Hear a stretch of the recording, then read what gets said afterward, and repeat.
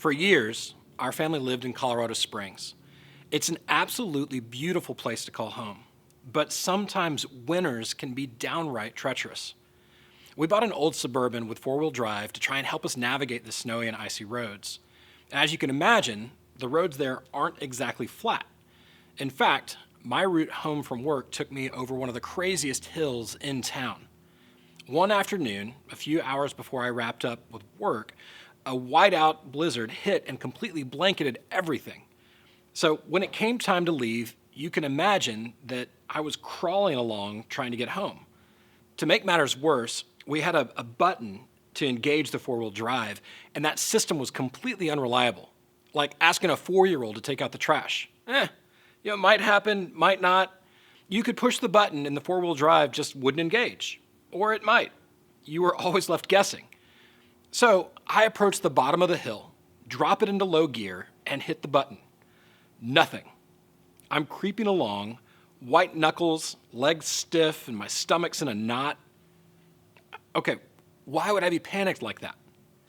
Well, have you ever been walking on ice and you hit one of those really, really slick spots and you pretty much lose all control on where you're going? Now imagine putting a car on that same slick spot. You can be driving, hit a spot on the ice, and it doesn't matter what you do with the brake, the steering wheel, the injection button, you've lost complete control.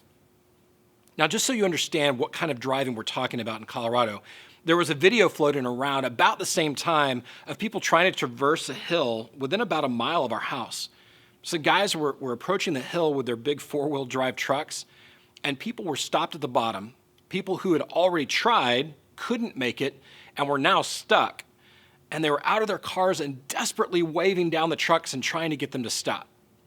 They knew how this was going to end. So the trucks would head up the hill, make it about halfway, and realize that even their four-wheel drive couldn't make it up these sheets of ice. In the video, you'd see when the truck would lose traction and then slowly start to slide back down the hill. It looked like a pinball bouncing from parked car to parked car as it slid back down the hill. Those that were out of their cars were running for cover, and those drivers just completely lost control. It was awful.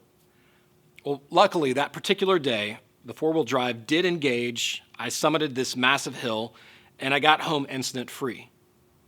But I think we can relate. Doesn't life sometimes feel like that? Like it's a little out of control? Like you have no idea what's around the bend or over the hill? Like you're creeping along and you're not quite sure what might hit you. No matter what lever you pull, pedal you push, or control you try and apply, you realize that you have zero ability to affect the outcome. Can you relate? I do, for sure. Like I'm in a Suburban on a sheet of ice, and no matter what control I hit or choice I make, I really can't steer where I'm going. But if we're being honest, any idea I have that I'm in control, it's just an illusion anyway. So many factors that shape my life are completely outside of my ability to control them. So what do we do with that? If that's true about life, how do I enter each day without being completely terrified? How do I enter each day with a genuine smile on my face and with true joy? Okay, Matt kicked us off last week for our spring series through the book of Ephesians. And today we're going to be in Ephesians 1:15 through 23, where we hear about how Paul is praying for a group of Christ followers. Let me highlight just a few verses here. Paul describes Jesus' power in verses 19 through 22.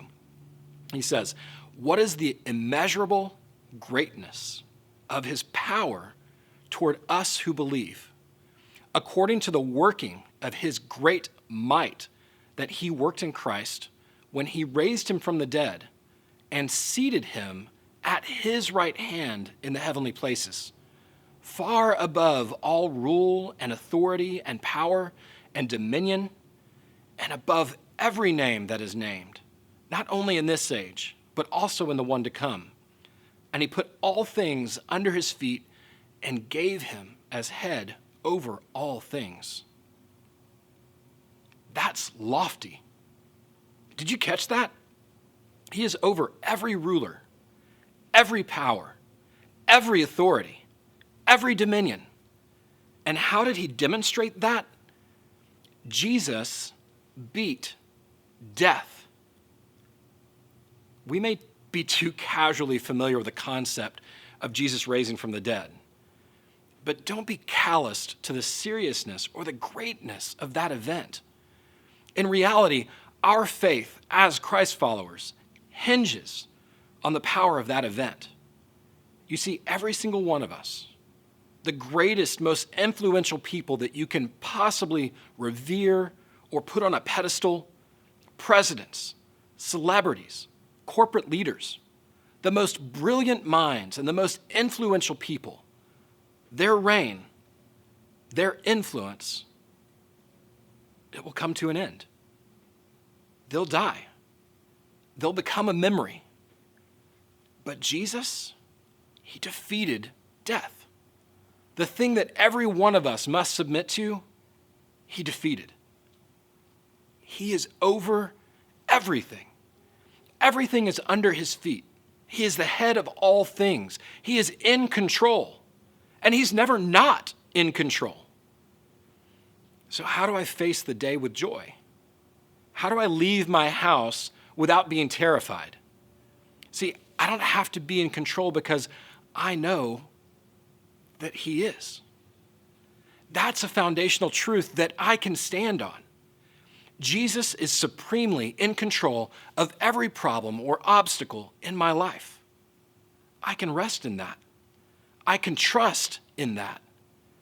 And further, in this passage, Paul invites us to talk personally to that Jesus, to take our problems and the problems of those that we love to that Jesus, to more deeply know that Jesus. And when you more intimately lean into Jesus that way, your perspective on everything can't help but be completely transformed. In your groups, I hope you'll really wrestle with these questions. Is Jesus' power evident in my life? Am I trusting him with my struggles? Am I trusting him with the people I love? Am I finding comfort in the fact that a supremely powerful Jesus has all authority over my life? Here we go. Let's dive in, HSM.